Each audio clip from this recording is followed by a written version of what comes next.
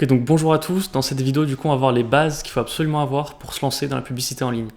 Alors, j'aimerais que tu comprennes quelque chose. Il y a beaucoup de personnes qui pensent que peu importe le business que tu as, peu importe ta niche, peu importe ce que tu fais, tu peux faire de la publicité.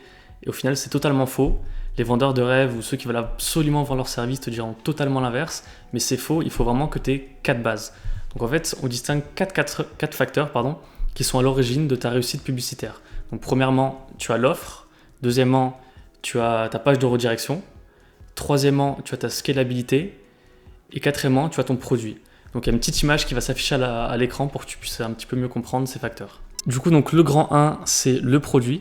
Donc si tu n'as jamais vendu ton produit des dizaines, voire des centaines de fois en organique, donc en créant du contenu sur YouTube, sur Instagram, sur TikTok, tu n'as vraiment jamais vendu ta formation, par exemple, imaginons que tu vendes des formations de séduction à 2500 €, si elle a vraiment jamais été vendue juste en organique, ça sert totalement à rien de faire de la publicité, que ce soit sur YouTube, Facebook, Instagram, peu importe, ça ne marchera pas parce que ton produit n'a pas du tout été validé juste en organique. Il faut que tu construises ton audience en organique, il faut que tu aies quelques ventes, au moins une dizaine, voire plusieurs dizaines de ventes, 20, 30, 40 en organique. Et après, sur ça, tu peux mettre de la publicité et là, tu auras de vrais résultats. Donc maintenant, imaginons que malgré le fait que votre produit ne soit pas vraiment validé en organique, vous lancez quand même. Vous faites quand même de la publicité, par exemple, sur YouTube. Donc dans ce cas-là, il y aura 2 possibilités. La première, soit vous allez jouer avec la chance. Donc vous allez peut-être gagner, peut-être réussir. Votre taux de réussite, je pense qu'il sera vraiment faible car votre produit ne sera pas vraiment validé. Ou soit vous allez avoir de la data. Donc c'est-à-dire que vous aurez déjà des premiers retours pour un petit peu comprendre déjà ce qui marche pas. Et au moins vous comprendrez que ça ne marche pas pour vous, que ce n'est pas le moment, il faut continuer à créer du contenu, continuer à faire des ventes. La deuxième partie, c'est ton offre. Donc ton offre, c'est un petit peu comme ton produit au final. Si vraiment il n'a jamais été testé, si elle n'a jamais marché, tout simplement, c'est une mauvaise idée d'utiliser la publicité avec une offre qui a vraiment jamais été utilisée. Par exemple, imaginons que tu vendais des formations en séduction, tu en as vendu des dizaines avec une offre, je dis n'importe quoi, à moins 30%, par exemple. Si tu lances de la publicité, ne crée pas une nouvelle offre. Utilise l'offre qui a déjà été testée en organique et qui a déjà des retours.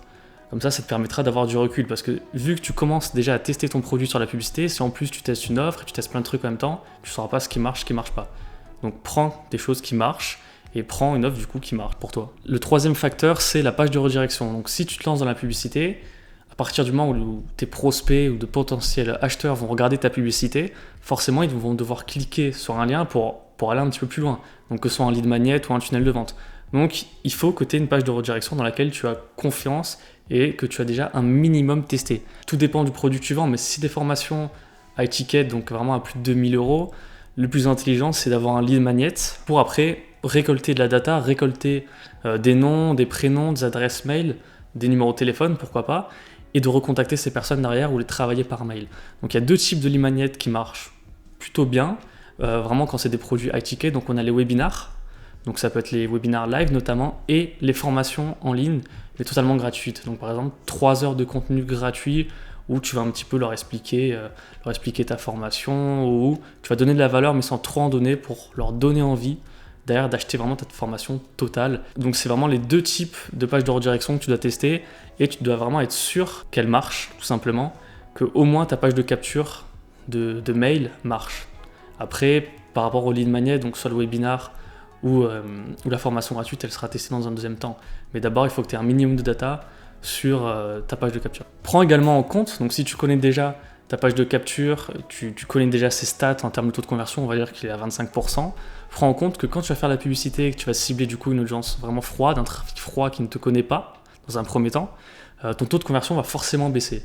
Donc si tu avais 25 à 30% de taux de conversion sur un public chaud qui te connaît et que maintenant tu cibles un public froid, bah évidemment le taux de conversion il ne va pas rester à 30, il va passer à 20 voire 15.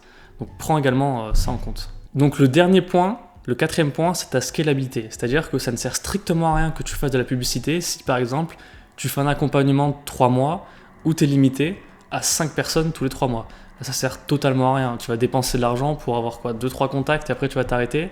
Et du coup, ça sert à rien parce que tu auras passé une phase d'apprentissage que tu vas devoir repasser après en relançant des publicités.